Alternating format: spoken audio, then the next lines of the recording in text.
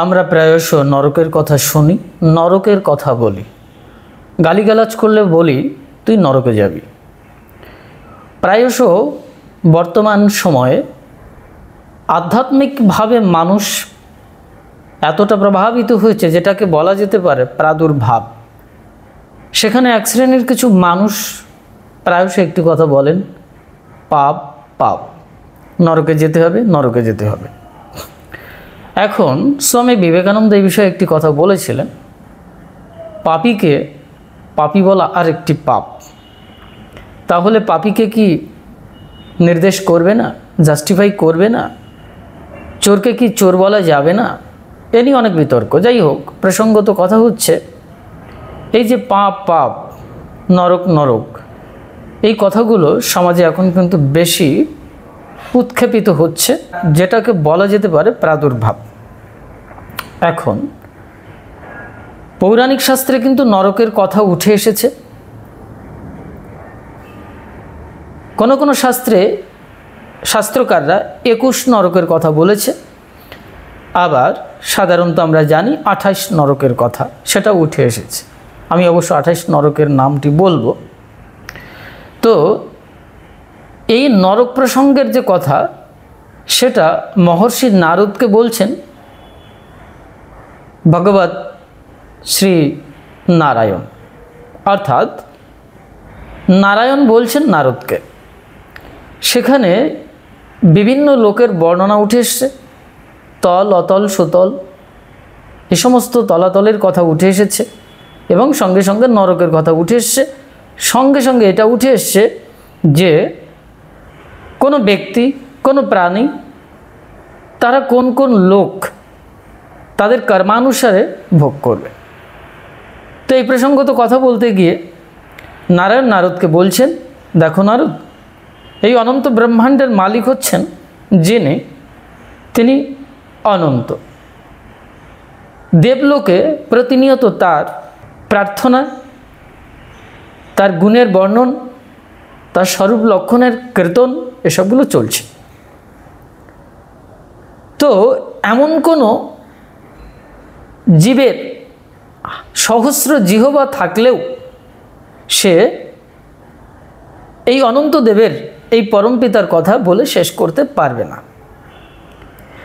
এই অনন্ত দেব, অর্থাৎ আমরা যেটাকে সহজ কথায় বলছি ইনফিনাইট ঈশ্বর, অনন্ত ব্রহ্মাণ্ডের মালিক স্বয়ং অসীম অনন্ত পুরুষ। এই অনন্ত পুরুষ পরমাত্মা, সহজ কথা আমরা যদি ধরি, এই পরমাত্মা এই অনন্ত ব্রহ্মাণ্ডকে পয়দা করেছে, নারায়ণ বলছে, এবং এর ভেতরে যত লোক আদি আছে সেগুলোও তিনি পয়দা করেছেন। তাহলে দাঁড়াচ্ছে এই মনুষ্য প্রাণী থেকে শুরু করে অন্যান্য প্রাণী যা কিছু আছে তিনি সৃষ্টি করেছেন। বলছে সেই পরম পিতার থেকে সত্যগুণের প্রকাশ ঘটেছে। সত্যগুণকে আশ্রয় করে যে জীব জীবনযাপন করে তারা তেমন লোকে প্রবেশ করে। যারা রজগুণকে আশ্রয় করে তারা দুঃখের জীবনযাপন করে, তাদের জীবনে দুঃখ ভরে যায়। সত্যগুণের আশ্রয় করে যারা আছে তাদের জীবনে সুখ আসে। আর যারা তমগুণকে আশ্রয় করে চলেন তারা দুঃখ মিশ্রিত অজ্ঞানের ভেতরে থাকেন, মানে ভালো মন্দ বিচার করবার ক্ষমতা থাকে না। এই যে গুণ অনুসারে প্রাণী সকল কর্মফল ভোগ করবেন। বলছে তিনি এই ভূলোককে ধারণ করেছেন কণার সমতুল পরিমাণে, তার কাছে এটা, অর্থাৎ একটি বিন্দু বালুকণার মতো অবস্থায় এই ভূলোককে তিনি ধারণ করেছেন। এখন এখানে রয়েছে ত্রিজগৎ, সহজ কথা আমরা বলি। যদি হে নারায়ণ পরমপিতা যদি সব কিছু সৃষ্টি করে থাকেন, সম পরিমাণে যদি সৃষ্টি করে থাকেন সাম্যতার ভেতর থেকে, তাহলে এত ভেদাভেদ কেন, এত বৈচিত্র্যতা কেন? তখন নারায়ণ বলেছিলেন যে সত্য রজ তম গুণ মিশ্রিত জীবের কর্মফল নির্ধারিত হয়। অর্থাৎ যদি কোনো ব্যক্তি এই ত্রিগুণ সমাশ্রিত হয়ে কর্ম করে তাহলে সে সেরকমভাবে ফল প্রাপ্ত হবে। এখানে পরমপিতা এই বৈচিত্র্যতা সৃষ্টি করেছেন, যেখানে এই সম্পূর্ণ ফল তার কর্মানুসারে নির্ধারিত হবে। শ্রদ্ধাবশত যে যেমনভাবে কর্ম করবে সে তেমন ফল প্রাপ্ত হবে। যদি সত্যগুণের শ্রদ্ধা মিশ্রিত কর্ম হয় তাহলে সে সত্যগুণের ফল লাভ করবে, অর্থাৎ সুখ লাভ করবে। ঠিক সেই প্রক্রিয়ায় এই বিচিত্রতায় এসেছে। তো যাই হোক, এখন সেখানে বলতে গিয়ে বলছেন যে এই ত্রিজগতের অন্তরালে দক্ষিণ দিকে ভূমির অধোভাগে আর অতলের উপরিতনে অবস্থান করছেন পিতৃগণ বা পিতৃপুরুষ। এই পিতৃগণ বা পিতৃপুরুষ তারা নিত্য আশীর্বাদ করছেন, তাদের বংশ পরম্পরায় যারা রয়েছে তারা সেখানে কিন্তু সমাধিস্থ। এই পিতৃগণ বা পিতৃপুরুষ লোকের যিনি পিতৃরাজ, সংক্ষেপে তিনি হচ্ছেন বলতে পারি যম। এই যম কিন্তু সেই স্থানের পিতৃরাজ মানে রাজা। তার অনেক সৈন্য সামন্ত সদস্য আদি অর্থাৎ কর্মচারী রেখে দিয়েছেন। তারা আবার এই মৃত্যুলোক থেকে অর্থাৎ এই মনুষ্য লোক থেকে মৃত্যুর পরে তাদেরকে নিয়ে যাচ্ছেন, নিয়ে গিয়ে তাদের কর্মানুসারে দণ্ড প্রদান করছেন। এ সবই ওই পরমপিতা অনন্তদেবের ইচ্ছা অনুসারে, অর্থাৎ সৃষ্টির লীলা বৈচিত্র্যতার বশত এগুলো চলছে। এখন জীবের ক্ষেত্রে এই স্বতন্ত্র যে কর্ম সৃষ্টি হয়েছে, ইচ্ছা সৃষ্টি হয়েছে, শ্রদ্ধা সৃষ্টি হয়েছে, এই অনুসারে সে ফল প্রাপ্ত হবে। আর এই দণ্ড প্রদান করবেন যম। তো সাধারণ পরিভাষায় যারা উচ্চ স্থানে যাচ্ছেন, উঁচু লোকে যাচ্ছেন, পবিত্র লোকে যাচ্ছেন, সেটা আলাদা ব্যাপার। এখানে যমের নিয়ন্ত্রণাধীনে যেটা এসছে সেখানে বর্ণিত হয়ে এসেছে যে 21 নরক। শাস্ত্রত কেউ কেউ বলছেন, শাস্ত্রাকার নারায়ণ সম্মুখে বলছেন যে 28 নরকের কথা বলা হয়েছে। তো এখানে যে যেমন কর্ম করবে সেই কর্মানুসারে তাকে সেই নরকলোকে দিয়ে দেওয়া হবে। এখন প্রসঙ্গত কথা বলতেই হয় যে নরক কী জিনিস। এখন ওই কাব্যিক পরিভাষায় আমরা পড়েছি বা শুনেছি, জানি যে কোথায় স্বর্গ কোথায় নরক কে বলে তা বহুদূর। কাব্যিক পরিভাষায় বলছে কোথায় স্বর্গ কোথায় নরক, কে বলছে কত দূর? এই মানুষের মাঝখানে, দেবতা অসুর স্বর্গ নরক সব এখানে। হ্যাঁ, এটা একটি স্থূল প্রক্রিয়ায়, কিন্তু এই বিশ্ব ব্রহ্মাণ্ডের সাপেক্ষে, যেমন আপনার দেহের সাপেক্ষে বা পৃথিবীর সাপেক্ষে আপনি স্বর্গ নরক নির্ধারণ করছেন, আমাদের যৌগিক পরিভাষায়, তন্ত্র পরিভাষায় যদি দেখি তাহলে কিন্তু এই শারীরিক স্থূল প্রক্রিয়ায়ও স্বর্গ নরক আমরা লক্ষ্য করতে পারি। কিন্তু বিশ্বব্রহ্মাণ্ডের সাপেক্ষে যেমন আমাদের শরীরে সূর্য রয়েছে, চন্দ্র দেবতা রয়েছে, অন্যান্য গ্রহ নক্ষত্রের বিষয়গুলো ফুটে উঠেছে অ্যাস্ট্রোলজি বা অ্যাস্ট্রোনমি বা অ্যাস্ট্রোফিজিক্স অনুসারে। তেমনি অনন্ত ব্রহ্মাণ্ডের সাপেক্ষে সূর্য আছে, এই সৌরলোক, এখানে একটি সূর্য। যদি একটি গ্যালাক্সিকে লক্ষ্য করি তাহলে সেখানে আরও অনেক সূর্য পাব। তাহলে দেখুন, আমরা যদি এই বিবিধ বিচারের ভেতরে চলে যাই তাহলে এক একটি লোকে এক এক রকমের বিষয় আমরা দেখতে পাচ্ছি। সুতরাং অনন্ত ব্রহ্মাণ্ডের সাপেক্ষে বা এই ব্রহ্মাণ্ডের সাপেক্ষে যে নরক নেই বা স্বর্গ নেই এটা বলা যাবে না। স্থূল প্রক্রিয়ায় যেমন কাব্যিক পরিবেশে উঠে এসেছে এখানেই স্বর্গ নরক, এখানেই সুর অসুর, তেমনি বিশ্ব ব্রহ্মাণ্ডের সাপেক্ষেও সেখানে কেন সুর অসুর থাকবে না? সেখানে কেন স্বর্গ নরক থাকবে না? এখন যদি বলা হয় আপনি কি দেখেছেন, তাহলে এক বাক্যে উত্তর কেউ আমরা দিতে পারি না। তবে প্রসঙ্গত একটি কথা বলেই রাখি, হ্যাঁ, এটা দর্শন করা যায় কোথায় স্বর্গ এবং কোথায় নরক। সাধনের মাধ্যম দিয়ে উচ্চ পর্যায়ে যাওয়া যায়, তাহলে এগুলো কিন্তু অবলোকন করা যেতে পারে। আমি বহু বড় বড় মহাপুরুষের টিকা বা তাদের ফিলসফি বা তাদের দর্শন বা ইনফরমেশন দিতে পারি যে সেখানে এই ধরনের বিভিন্ন লোকের এই বিভিন্ন তল, অতল, বিতল, সপ্ততল যা কিছু আছে, 14 ভুবন, ত্রিভুবন যা কিছু বলুন, এসবগুলো কিন্তু বর্ণিত হয়েছে। সুতরাং পৌরাণিক পরিভাষায় যদি এই 28 নরকের কথা উঠে আসে, আমরা সেটা স্থূল প্রক্রিয়া পৃথিবীতে বা এই দেহের সাপেক্ষে বিচার করতে পারি, আমরা সূক্ষ্ম প্রক্রিয়ায় অবশ্যই বিচার করতে পারি এবং কারণ প্রক্রিয়া এগুলো বিচার করতে পারি। আলটিমেটলি অনন্ত ব্রহ্মাণ্ডের সাপেক্ষেও কিন্তু এটা বিচার করতে পারি বা ধরতে পারি। সুতরাং ভ্রান্ত বলে উড়িয়ে দেওয়া যাবে না। তো যাই হোক, সেটা অন্য প্রাসঙ্গিক আলোচনা, কখনো সময় হলে অবশ্যই বলবো। তবে আমি এক বাক্যে পৌরাণিক দৃষ্টিকোণ থেকে বিশ্বাস করতে বলবো না। প্রথমে আপনার দেহ ব্রহ্মাণ্ডের জগৎ সম্পর্কে জানতে হবে, তাহলে সেই বিষয়টি আপনার কাছে খুব পরিষ্কার হয়ে উঠবে, স্বর্গ কাকে বলে, নরক কাকে বলে। তো যাই হোক, 28 প্রকার নরকের কথা পৌরাণিক সিদ্ধান্ত যেটা উঠে এসছে আমি সেটা বলছি মাত্র।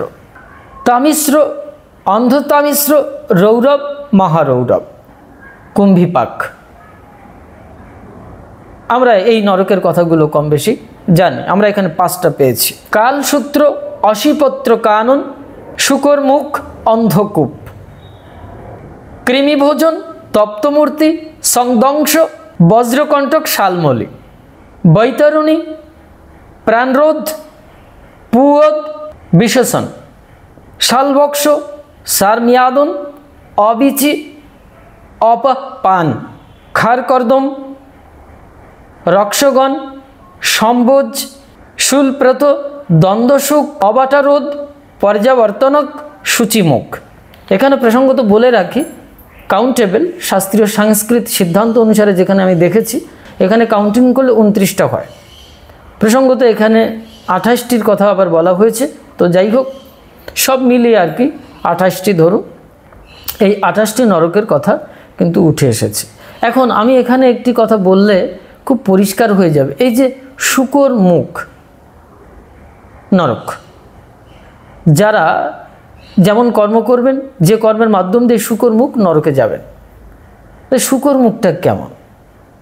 এই যে শুকর শ্রেণীর ভেতরে জন্ম নিয়ে শুকর যেভাবে জীবনযাপন করে, সেটা যদি আমরা নারকীয় দৃষ্টিকোণ থেকে দেখি, একটু এভিল মাইন্ড থেকে দেখি, তাহলে দেখব যে একটা মানুষের পক্ষে শুয়োরের মতো বা শুকরের মুখের মতো জীবনযাপন করা সম্ভব নয়। ও যেখানে নোংরা দিয়ে আছে সে সমস্ত ঘেটে বেড়ায়, বিষ্ঠা আদি মল মূত্র আবর্জনা, নালা, ডাস্টবিন, ড্রেন যা কিছু বলুন, ম্যানহোল, সেখানে গিয়ে ও গুতিয়ে বেড়ায়, চষে বেড়ায়। মানুষ, আমরা যারা, তারা মুখ থেকে ভালো জিনিস গ্রহণ করতে চায়। শুকর হয়তো তার যোনিতে প্রবেশ করে সেটাকে উত্তম মনে করেছে, সেটা সে গ্রহণ করছে সৃষ্টি প্রক্রিয়ায়, তার সাপেক্ষে তার জীবনযাপন ঠিক আছে। কিন্তু আমাদের সাপেক্ষে যদি এখন হঠাৎ করে আমাকে বা কাউকে শুকর বানিয়ে দেওয়া হয়, তাহলে সে জীবনযাপন কত কঠিন হতে পারে। আমরা অনেক জিনিস দেখতে পাই ব্যক্তি জীবনে, আমরা অনেক জিনিস মনুষ্য জীবনে দেখতে পাই যে জীবনের একটি পর্যায়ে, এমন একটি সময়ে রোগাক্রান্ত হয়ে বয়সের চাপে এমন একটি জায়গায় এসেছে, পারিবারিক চাপ, অর্থনৈতিক চাপ, এমন একটি পরিস্থিতির শিকার হয়েছেন যে একেবারেই বললে খুবই খারাপ লাগে। ঈশ্বরের সৃষ্টিতে তাদের জন্য অবশ্যই দুঃখ প্রকাশ করা ছাড়া আর কিছুই করার নেই, এবং হৃদয় থেকে ঈশ্বরের কাছে প্রার্থনা আমাদের প্রত্যেক জীবের আত্মমুক্তি হোক, আমাদের পরামুক্তি হোক। তো দেখতে পাই যে অনেক মনুষ্যকুলের এই ধরনের দগ্ধ চিত্রিত কিছু মানুষ, তারা এই শুকরের মতো জীবনযাপন করেন। কারো কারো জীবনে এটা দেখা যায়। তার মানে তার মনুষ্য জীবনে জন্ম নিয়েও কত বড় এই নারকীয় জীবনযাপন। তাহলে এটা একটি সুকর্মুখ নরক। তাহলে কাব্যিক পরিভাষায় কথাটি সত্য, কিন্তু এখানে যেমন তার জীবনযাত্রা তার কর্মানুসারে চলছে, কিন্তু এক জীবনে 60 বছর 80 বছরের জীবনের যে বিগত জন্মের কোটি কোটি জন্মের যে কর্মফল, সেটা শেষ হয় না। এই 60 বছরে 40 বছরে শেষ হয় না। তার জন্যে ভগবান কৃপাবশত সূক্ষ্মমার্গের শরীরের দ্বারা ভোগ করান, সেটাও সম্পূর্ণত্ব লাভ করে না। এ কারণে তার কর্মফল কারণ শরীরে রেকর্ডিং আকারে অনেক কিছু থেকে যায়, তখন তাকে আবার পুনর্বার জন্ম নিতে হয়। সেই ট্রান্সমাইগ্রেশনটা, সেই রিবার্থ, পুনর্জন্ম, বা আমরা যদি বলি বিবর্তনবাদ, যেমন শৈশব থেকে কৈশোর, কৈশোর থেকে যৌবন, যৌবন থেকে প্রবীণ, প্রবীণ থেকে প্রাচীন অর্থাৎ বৃদ্ধ, বৃদ্ধের পরে মৃত্যু, এটা এক একটি স্টেজ। তাহলে মৃত্যুর পরের স্টেজ কি? বিবর্তনবাদের দৃষ্টিকোণ থেকে যদি দেখি, তাহলে আমাদের চিরতরে কখনোই মৃত্যু হয় না। আমরা মৃত্যুর নামানুসারে একটি স্টেজ ক্রস করি। তাহলে সেই স্টেজ ক্রস করে, সেই মঞ্চ ক্রস করে আমরা কোথায় গিয়ে নিজেকে লঞ্চ করব? কিভাবে আমাদের এই বডিটা ট্রান্সমাইগ্রেট করছে, কোথায় যাচ্ছে, কিভাবে যাচ্ছে? এগুলো অনেক প্রশ্নের, এগুলো অনেক প্রশ্ন সাপেক্ষ, কিন্তু উত্তর আমাদের কাছে অনেক কম। তখন আমরা পুরাণ সাহিত্য, পুরাণ দর্শন বা বেদান্ত শাস্ত্র আদি আমরা ঘাটাঘাটি করি এবং উত্তর খোঁজবার চেষ্টা করি, কিন্তু তত্ত্বত সাধন বিনা এই রহস্য উদ্ঘাটন করা খুব কঠিন। এই জন্য আমি ফিলোসফিক্যালি একটি কথা বলবো, সেটা হচ্ছে যে প্রক্রিয়া অনুসারে স্টেজ বাই ট্রান্স পর্যায়ক্রমিক অনুসারে তাকে যেতে হচ্ছে শৈশব থেকে মৃত্যুর কোলে, তারপরের কোলটা কি? এখানেই কিন্তু রহস্য, যে আরেকটি কোনো একটি স্থান আছে যেখানে আমাদেরকে যেতে হচ্ছে, এবং সেটা ডিপেন্ড করবে তার কর্মানুসারে। নারায়ণ সম্মুখে বলছেন, এটা কিন্তু বিজ্ঞানসম্মত, কারণ কেউ কর্মবাদকে অস্বীকার করতে পারবেন না। যারা কর্মবাদকে অস্বীকার করছেন তাদের ফিলোসফি শুনবার আর কি প্রশ্নই থাকতে পারে। সুতরাং এই বিশ্বজগতে নারায়ণ বলছেন, কার্যকারণ সম্বন্ধের উপরে ভিত্তি করে এই জগতের সৃষ্টিতত্ত্বের লীলাবিলাস এবং এই প্রাণী জগতের কিন্তু এই কর্মফল নির্ধারিত হচ্ছে। কিন্তু এখানে পরমাত্মা নির্লিপ্ত, নির্বিকার, আত্মা অভিন্ন তো এক, কিন্তু এই আত্মার উপরে কার্য সংগঠিত হচ্ছে, এই কার্যরূপী প্রলেপ দেওয়া হয়েছে, সেখান থেকে নির্ধারিত হচ্ছে কর্ম এবং কর্মফল। বাস সেই অনুসারে আপনার লোক নির্ধারিত হবে। সুতরাং এটা সায়েন্টিফিক ব্যাপার যে আমার মৃত্যুর পরে যদি আমার কর্ম সঠিক জায়গায় থাকে, যদি না থাকে তাহলে সেইভাবে আমি লোক প্রাপ্ত হব। তাহলে আমার যদি তমগুণ মিশ্রিত হয়, যেখানে আমার ভালো মন্দ জ্ঞান নিরূপণ করবার বা বিচার করবার ক্ষমতা নেই, এবং দুঃখ মিশ্রিত, শ্রদ্ধা নেই, মানে রজগুণের শ্রদ্ধা, তাহলে কিন্তু সেই লোক আমি প্রাপ্ত হব, অন্ধকার লোক। যেমন অন্ধতামিশ্র, তামিশ্র, অন্ধতামিশ্র, ভাবতে পারছেন? এই যে অন্ধতামিশ্র, অজ্ঞান এক অন্ধকার লোক, নরক, কিন্তু অজ্ঞান অন্ধকার লোক। কুম্ভিপাক, শুকরমুখ, সূচিমুখ, এগুলো সম্পূর্ণ অনুসন্ধান যদি আমরা করতে পারি ফিলোসফিক্যালি, এবং প্রত্যেকটি শব্দের যদি আবিধানিক বৈয়াকরণ দৃষ্টিকোণ থেকে যদি দেখি, বৈদান্তিক দৃষ্টিকোণ থেকে দেখি, সায়েন্টিফিক তথ্য অনুসারে দেখি এবং পৌরাণিক সিদ্ধান্ত অনুসারে দেখি, সর্বোপরি যৌগিক সিদ্ধান্ত অনুসারে দেখি এবং তন্ত্র সিদ্ধান্ত অনুসারে দেখি, তাহলে কিন্তু একেবারেই অপ্রামাণিক নয়, ইহার ভেতরে পরম সত্যতা আছে। যাই হোক, সেটা অনেক দূরের আলোচনা, সেটা আর বলছি না। যাই হোক, আপাতত আমাদের কর্মমুখী হতে হবে এবং সত্যগুণের কর্মমুখী হতে হবে এবং সত্যগুণের শ্রদ্ধা মিশ্রিত কর্ম হতে হবে। তাহলে আমরা ইহলোকে, আমরা পরলোকে কী হবে জানি না, কিন্তু ইহলোকে অন্তত স্বর্গসুখ উপলব্ধি করতে পারব, যদি আপাত দৃষ্টিতে, যদি অ্যাপারেন্টলি আমরা কোনো লোককে বিশ্বাস না করে এই লোক বা এই দেহলোক বা এই অন্ধকার পুরীস্বরূপ, তম পুরীস্বরূপ এই দেহকে বিশ্বাস করি, এই পৃথিবীকে বিশ্বাস করি, তাহলে এখানে আপনাকে অবশ্যই বিশ্বাস করতে হবে সুখ দুঃখ আছে। সুতরাং এই সুখ দুঃখ আপনার কর্মের মাধ্যম দিয়ে সৃষ্টি হয়। আপাতত এখানেই কমপক্ষে আপনি স্বর্গসুখ লাভ করবার চেষ্টা করুন, অর্থাৎ সত্যগুণের মাধ্যম দিয়ে আপনি কর্ম করার চেষ্টা করুন। আর বাকিটা তো আপনার সাধন সাপেক্ষের ব্যাপার এবং আপনার জ্ঞানের ব্যাপার। জ্ঞান যেভাবে উন্নীত হবে, জ্ঞানের প্রকাশ যেভাবে ঘটবে, সেইভাবে আপনার অর্থাৎ জ্ঞানালোকের মাধ্যম দিয়ে আপনার কর্মফলস্বরূপ সেই লোক প্রাপ্ত হবে।